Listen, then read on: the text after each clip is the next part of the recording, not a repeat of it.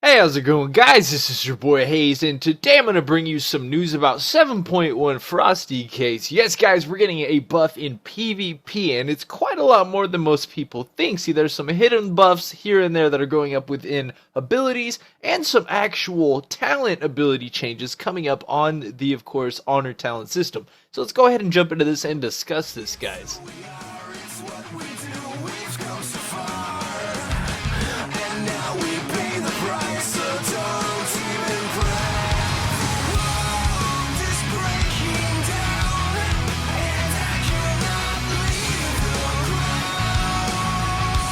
Real quick, we're going to go over these patch notes for these all-around buffs. As you can see, at the top three are listed. Breath of Cindrico's is going to be receiving a 25% scaled attack power, Shadow Frost damage coming out of there, of course, every second that it ticks. So basically, that's going to receive a nice damage buff for us Frosty Case, amping up our damage quite a bit when we're bursting. And of course, we'll be able to enhance that burst with some talents coming up that you guys should be pretty excited about.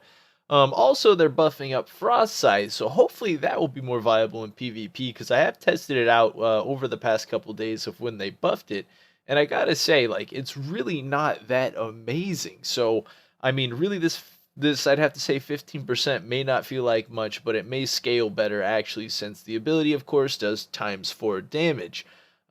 Making it quite a bit more damage. Also, Frozen Pulse being changed. While you have fewer than 2 full runes, your auto attacks will radiate intense cold, inflicting more attack power damage.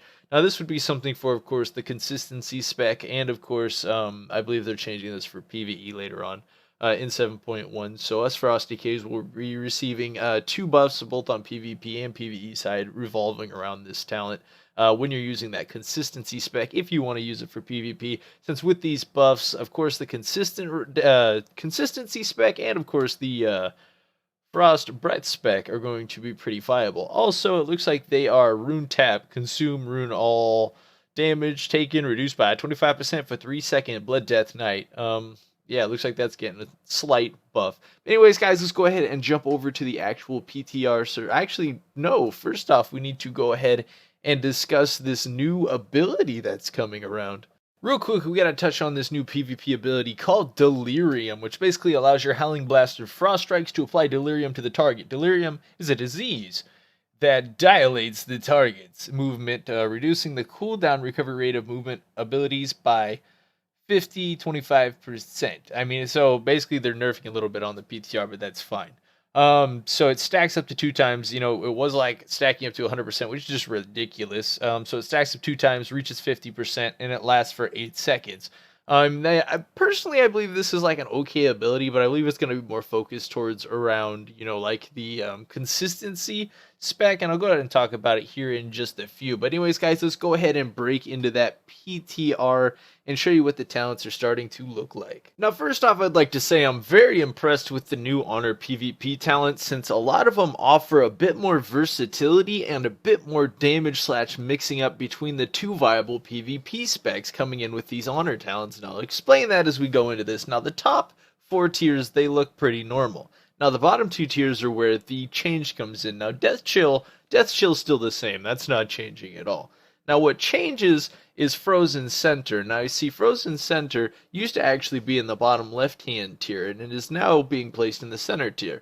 Now, it also, what it does now is it roots targets within place within 10 yards with Remorseless Winter. So, I mean, it's just kind of a root. I'd rather take Death Chill for more control over that one, especially since my Remorseless Winter also is a stun. But then again, if you can root him in place and then hit him with a stun, it may be slightly more viable to get that ability off.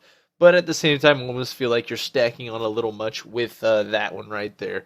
The new ability that's actually coming into the game, which I thought was kind of crazy. Now, the reason I think this is crazy, now, if you're playing the Obliterate spec in PvP, of course, without Frost Scythe, maybe with Frost Scythe with these new buffs, but in PvP, the damage really is lacking with that ability. Maybe with it being buffed up by this extra percentage, of course, that ability being modified by ×4, it actually ends up being a lot larger buff than what, you know, we perceive it usually being with that ability, because, like, it goes up and down insane amounts with the scale, as we just saw with the recent buffs within it. So I'm thinking if you were using Delirium with the Frost Strike Obliterate spec, it would actually create a consistent slow on a target that they couldn't get away from while you're waylaying, of course, Frost Strikes and Howling Blast, since your main damage comes from the base rotation with that spec. So that could actually turn out to be really good for that spec. I'd have to say within Arena and probably BGs.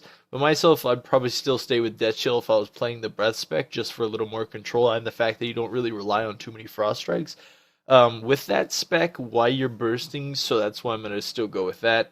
As for the last talents, now these are interesting, guys. It's really interesting. Like, I know you're probably getting you're a nerd hazed, I know, but guys, these are really interesting. Now they put Tundra Stalker down here. Now, if you know what this does, yeah, it's the same as done before, but they moved it down to, of course, the bottom list now. Damage of your Frost Strike is increased by 25% on snared targets, so it makes your Frost Strike hit a lot harder. If you're playing the Obliterate spec, obviously you're going to go with this because a lot of your main damage at burst is going to be coming from that Frost Strike. And of course, since the snares increase damage on rooted targets by 50%, obviously you're going Rock and Delirium, you throw up a chains, things like that, and you're going to start hitting Frost Strike like crazy powerful. It's going to hit extremely strong, and that's where a lot of the burst comes from. Now, here comes the next talent. This talent makes me so happy for the Breath spec, guys, and it should make you all happy too. Look at this. Overpowered Rune Weapon. Look at this, guys. Just wait. Empowered Rune Weapon's cooldown is reduced by 2 minutes. 2 minutes. Alright, so our Hungering Rune Weapon, that is 3 minutes, is now a 1 minute cooldown in PvP. Also remember that our Pillow of Frost is now 1 minute in PvP. We are going to have such a higher consistent burst with this ability. It's going to be insane. Maybe even the Obliterate spec is going to be running that too. Like, that is so powerful. I can't wait to use that for damage. That is nuts. Like, I'm probably going to use that well over Chill Streak. Also, that's going to give us a rune weapon whenever we use Breath in PvP, guys. Because Breath is like a 2 minute cooldown now. Obviously, Empowered Rune Weapon's a 3 minute cooldown. Every time you get Breath up, you can only use it. You know, you'd have to hold it for a minute at the end when you go for the second use. Now you're going to have it every single time you breath or every time you want to burst. This is such a huge buff to our burst, guys. This makes me really happy to see in PvP, guys.